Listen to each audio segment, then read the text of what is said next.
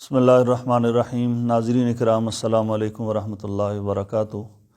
کافی عرصے سے اس چیز کا مشاہدہ کیا جا رہا ہے کہ گھروں میں اور مسجدوں میں کرسیوں پر نماز پڑھنے والوں کی تعداد میں اضافہ ہو رہا ہے، اور بغیر تحقیق کے، بغیر سمجھنے کے، پوچھنے کے لوگ اور گھروں میں مائیں بہنیں بیٹیاں آرام سے تن آسانی کے لیے کرسی پر بیٹھ کر نماز پڑھنا شروع کر دیتی ہیں، حالانکہ نماز کے لیے قیام کرنا فرض ہے۔ ایسا مریض جس کو صرف جھکنے کے اندر سجدے میں تکلیف ہوتی ہے، اس کے لیے قیام بھی فرض ہے، اس کے لیے نماز میں رکوع بھی فرض ہے۔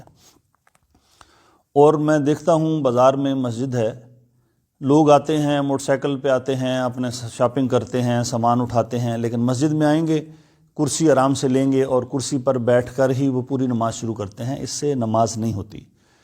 تو میں اب آپ کو بتاؤں گا کہ ہماری نماز کے اندر وہ کون سی ایسی غلطیاں ہیں جو تقریباً 90% پوری دنیا میں ہم مسلمان کر رہے ہیں۔ یہ دیکھیں کہ یہ کرسی ہے، ایسی کرسی نماز کے لیے ہونی چاہیے۔ عام گھروں میں بعض دفعہ وہ فکس بنی ہوئی کرسیاں ہیں جس کے آگے وہ سجدہ کرنے کے بھی ٹیک لگائی ہوئی ہے، اور بعض دفعہ وہ اونچی بھی ہوتی ہے، تو لوگ پھر اسی کے اوپر سجدہ کر رہے ہوتے ہیں۔ ایسا نہیں ہونا چاہیے کہ انسان میں جتنا جھکنے کی اس کے اندر استطاعت ہے اس کو اتنا جھکنا چاہیے۔ اب یہ دیکھیں، یہ کرسی ہے جس پر نماز پڑھنی ہے۔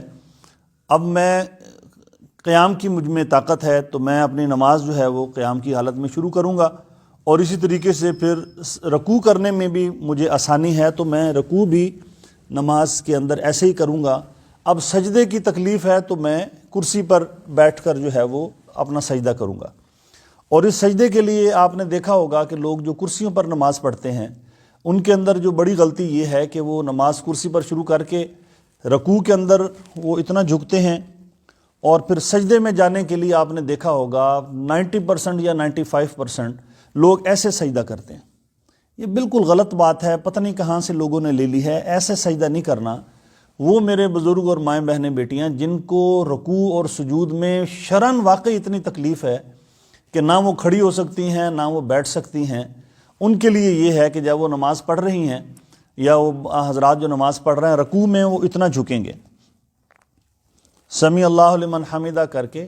اب سجدے میں ہاتھ باہر نہیں نکالنے بلکہ سجدے میں زیادہ جھکنا ہے، جتنا وہ آسانی کے ساتھ وہ جھک سکتے ہیں اس کے لیے جھکنا ہے۔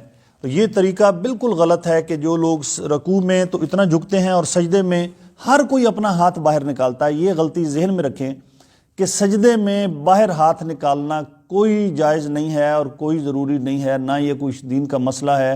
ہر کوئی زیادہ ہاتھ نکال رہا ہے، کوئی تھوڑا ہاتھ نکال رہا ہے۔ سجدے میں آپ کے ہاتھ ادھر ہونے چاہیے۔ رکوع اتنا اگر آپ جھک سکتے ہیں ٹھیک ہے، سمیع اللہ لمن حمیدہ کہہ دیا۔ اب سجدے کے لیے آپ کو زیادہ جھکنا جتنا آپ آسانی کے ساتھ جھک سکتے ہیں۔ اور بعض لوگوں میں، خواتین مرد میں دیکھا، جس طرح اس کرسی میں آپ دیکھ رہے ہیں نیچے پائپ ہے، تو لوگ اسی پائپ کے اوپر ایسے پاؤں رکھ کے وہ آرام سے نماز پڑھ رہے ہوتے ہیں۔ یہ جائز نہیں ہے۔ نماز کے اندر قیام بھی فرض ہے، رکوع بھی فرض ہے، سجدہ بھی فرض ہے۔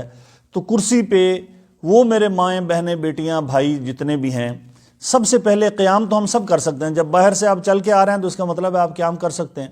تو آپ کو نماز کے لیے، ہر نماز کی رکعت کے لیے قیام آپ کے لیے فرض ہے۔ کوئی ایسا دوست جس کو جو زیادہ دیر کھڑا نہیں ہو سکتا وہ بے شک تھوڑی دیر بعد بیٹھ جائے، ورنہ ہم آسانی سے کھڑے ہو سکتے ہیں، رکوع بھی کر سکتے ہیں۔ اور سجدے میں جن کو کمر کی یا ٹخنوں کی، گھٹنوں کی شدید تکلیف ہے، وہ صرف سجدے میں کرسی پہ بیٹھ کے کریں۔ اور اس کو جو بھی میں نے طریقہ بتایا کہ ہاتھ باہر نہیں نکالنے بلکہ ہاتھ اپنی جگہ پر رکھنے ہیں، اس چیز کا آپ خیال کریں۔ اللہ تعالیٰ مجھے اور آپ کو سن سمجھ کر عمل کی توفیق عطا فرمائے۔ جزاک اللہ خیر۔ اور یہ گزارش ایک اور میں آپ سے کر لوں کہ یہ اس ویڈیو کو آپ آگے شیئر کریں گے، یہ اس لیے بنا کے دے رہا ہوں کہ اس کے اندر گھر گھر کے اندر یہی غلطی ہے۔ اس کو ثواب کی نیت سے اس کو آپ نے شیئر کرنا تاکہ ہر گھر کے اندر جو مریض ہیں، جو نماز کرسی پہ پڑھتے ہیں، ان سے گزارش یہ ہے کہ وہ اپنی اس غلطی کو درست کر لیں۔ اور جہاں تک یہ پیغام جا سکتا ہے، کسی ایک کی بھی نماز درست ہوگی میری اور آپ کی نجات کا ذریعہ ہے۔ جزاکم اللہ خیر، وآخر دعوانا الحمدللہ رب العالمین۔